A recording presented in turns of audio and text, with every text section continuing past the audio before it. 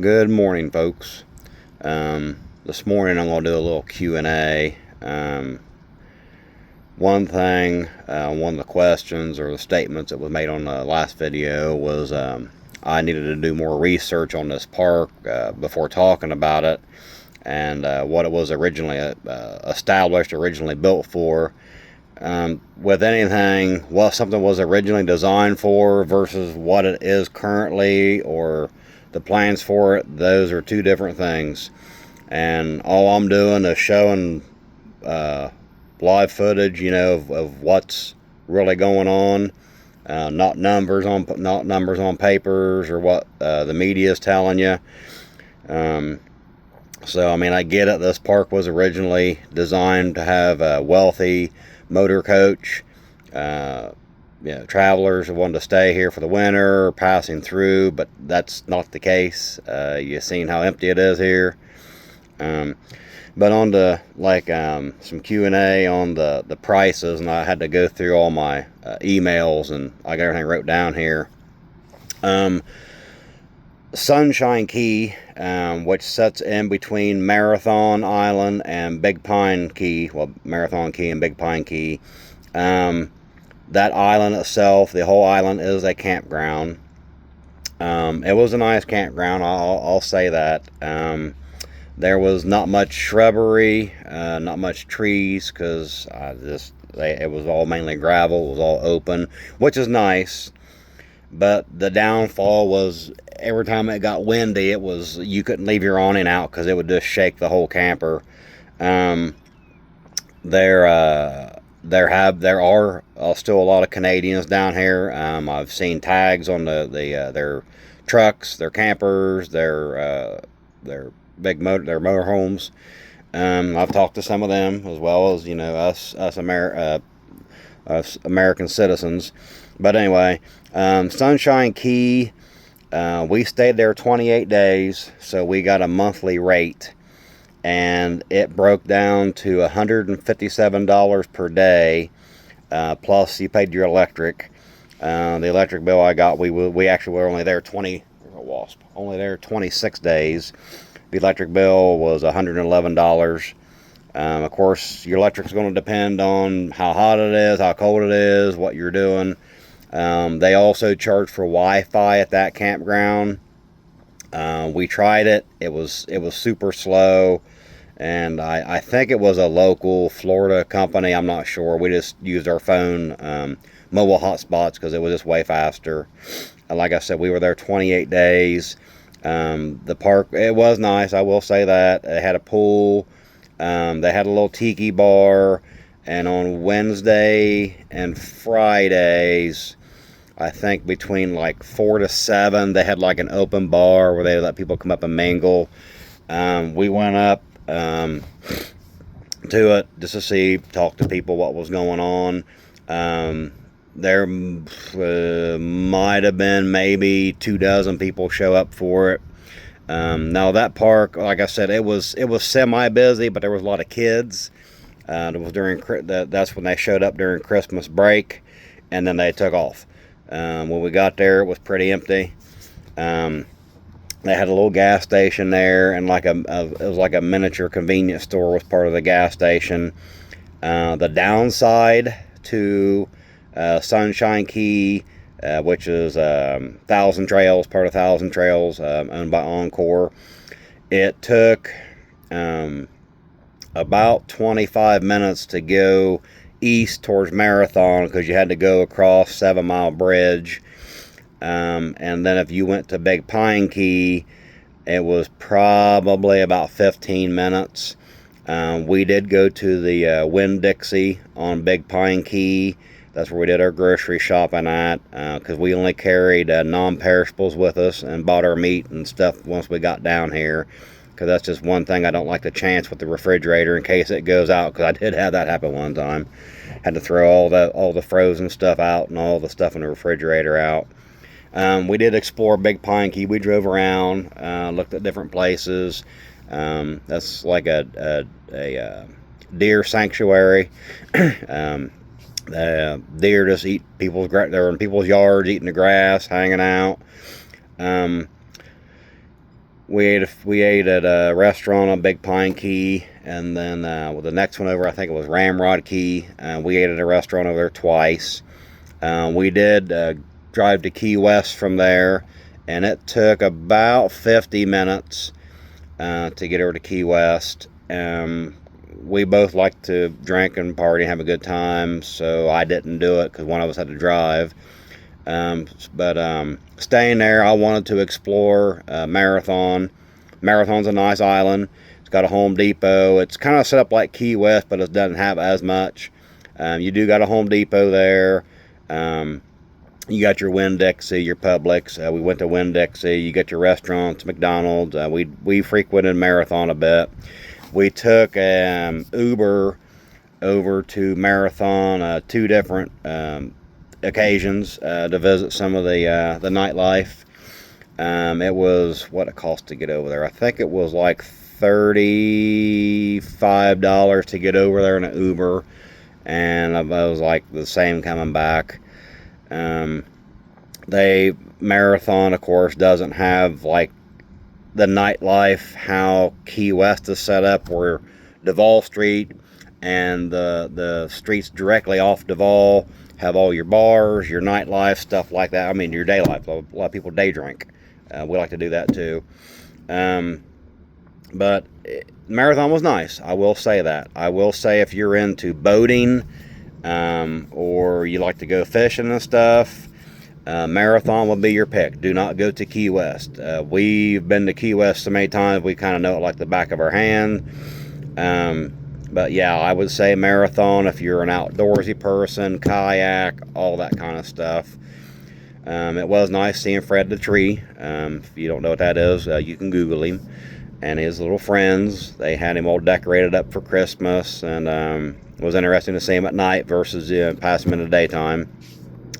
Like I said, we was there for 28 days.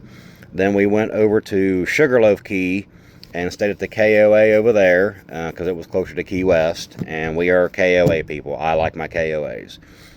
We were at the KOA for 7 days, and that broke down to $271 a day.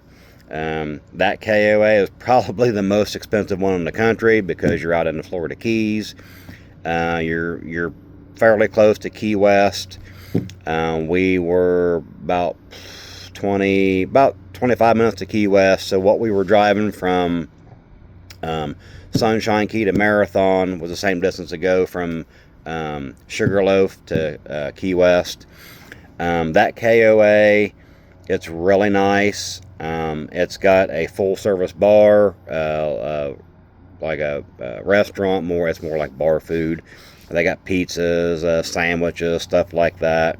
They have live bands at that one.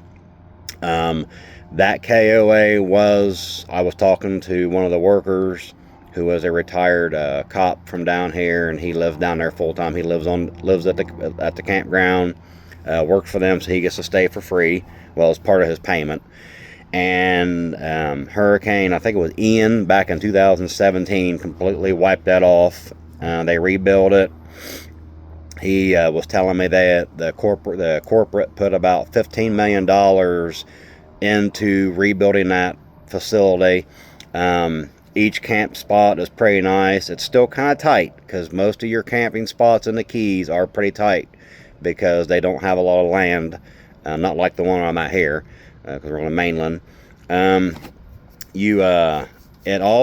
They had developed kind of like little miniature apartments they built. I think they were two-story, maybe 3-story, I can't remember. I think they were 2-story high on the roadside of the campground where, if you wanted to come down and didn't have a camper and want to stay in it, you could stay in it. I'm trying to think. We didn't really see much on Sugarloaf, like for grocery stores, because I looked up Winn-Dixie and Publix, and it seemed like you had to go to Big Pine Key or you had to go on over to Key West. You can do, I think they had boat rentals at that KOA. Now their beach per se, it's not really a beach like where they built the retaining wall out along the water. They got the wall, then they have the beach that sits up here, and then you have to step down on some rocks if you want to get down to the water. Then they have like a swimming area out there in the water. They got a thing for the kids to like them little bouncy, like them slide things and jump off of them and things like that. Excuse me, but it was nice. It had a dog park. Now the one thing in the Keys, you don't have much grass. So what I know the KOA in particular did there on Sugarloaf, they put down like that green grass, that green carpet you put on your front porch. It's ugly looking, ugly as crap, but they put it out because the dogs think it's grass, and it's a nice place for them to go to the bathroom. And then they clean it good. I mean, it's clean. Then they have a sprinkler system that they water it with to get all the stain, well, not really the stains, but to get the smell, keep the smell down, so it goes down into the rock. We did take a taxi over to, not taxi, but an Uber over to Key West for New Year's Eve. It was, God, what did I pay? I think I paid $45 to get over there because we left fairly early, because your Uber prices depend on what's going on and how busy it is. And we stayed till after the ball dropped. I think we left there about 1 o'clock in the morning, and it was like $80 to get back, or $85. It wasn't more. I mean, it was no big deal. I'm not going to drink and drive because Florida's really strict on their DUI, and I don't want no $10,000 fine and my truck impounded and then I got to go to jail. Then we stayed at where we're at now. We are here for 13 days, and this one was $140 a night. What I wanted to mention about the Sugarloaf KOA, because I said it was $271 a night, that the places in Key West, well, in the Keys, particular, closer to Key West, anytime you have a holiday, spring break, Fantasy Fest, for those that know what Fantasy Fest is in Key West, any type of thing, like they consider that peak season. Like they consider that their December, January, February rates. And that Sugarloaf KOA does not do monthly rates, they told me. It's strictly daily rates. So if you're a KOA member, you get 10% off. Next, we are going to go to Pine Island KOA. That's right. If you look at Fort Myers, go out in the water, you got Pine Island. And then out past Pine Island, you have Sanibel and Captiva. Pine Island, I guess you'd consider it to be an intercoastal waterway. We're going to be there for 14 days. That'll be $120 a day. I don't know much about it. We've not been out there. The only thing I remember about Fort Myers is, like I said in one of my previous videos, my maternal grandparents came down here back in the early 70s, late 60s. I remember Grandpa telling me I-75 was not completed. It was completed down to Tampa, and that's as far as it went. Then it went to 2-lane road. But we would come down for Christmas up until I was 12 years old. So I have not been down here to Fort Myers since 1991, I believe, was the last time I was actually in Fort Myers. All this where I'm at now, a lot of places I'm seeing, that was not here when I was here. This has all been built up. Just like where Mom lives in Bradenton, what is it called? Lakewood Ranch. I lived with Mom in Bradenton. Well, actually, it was out towards Cortez. It was out towards the drawbridge. I lived down here for about 5 months, and where everything basically east of I-75 did not exist. A lot of it was swamp. I mean, heck, when I got off the freeway, when I came down here, it was I think it was November of 05 when I came down here. When I got off the freeway on I-75 to head into Bradenton, that wasn't even developed. It was empty. You didn't really start hitting nothing until you got about a mile on up the road. But like I said, a lot of this wasn't developed last time I was here, and now it is. And then after we leave Pine Island, we head up to Sarasota, which is right on the Sarasota-Bradenton line. We're going to a place called Sun Outdoors. I don't know who owns them. I'll have to do some more research. We're going to be there for 30 days, and it's $140 a day, what it breaks down to, because you get the monthly rate, but I got to pay for my electric. Those are what I'm paying. I know people was asking what these are costing, but as you see how empty this place is, they will have to lower their prices in order to even get anybody to come in and fill it, because you can't let spots set empty, you can't let rentals set empty. If you got to drop your prices, you have to drop your prices. Things like Key West, during Fantasy Fest, or even like spring break, I've seen places going for $800 a night plus out there. Key West is going to be in some deep crap as of a few days ago, because the Truman Annex, from what I was reading, which would be, I think it's like if you're the west side of everything west of Duval Street, I think that's where it sets up at. They were on a excuse me, I think it was a 20-year agreement with the city. They could do short-term rentals. That ended as of December 31st at 11:59 p.m. and now it has to be long-term, or they can't do anything with it. I was talking to people, some of the owners, and they weren't happy with it because they did short-term rentals, and they were in it for the money.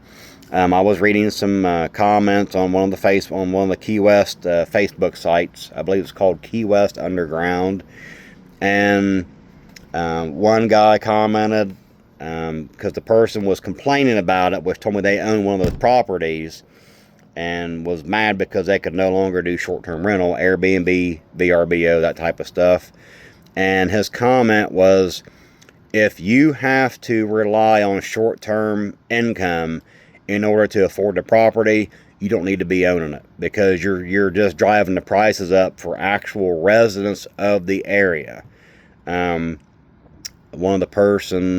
comment, I believe they're going to run for mayor, said that they are going to require all short-term rentals must be occupied by the owners at least 7 months out of the year. I don't know if this person is going to get elected or not, but I kind of see pros and cons to it, because it does keep the prices up. But with those people that cannot sustain the properties in Key West without having that short-term income to keep their overhead paid for, to keep their loan paid for, you'll see those go up for sale immediately, and hope they get them sold before they get foreclosed on, because once a property goes into foreclosure, just like '08, when it goes into foreclosure, if you had the property for sale, it gets pulled off the MLS, because the owner technically no longer owns the property. The bank or the loan company that has the loan owns the property.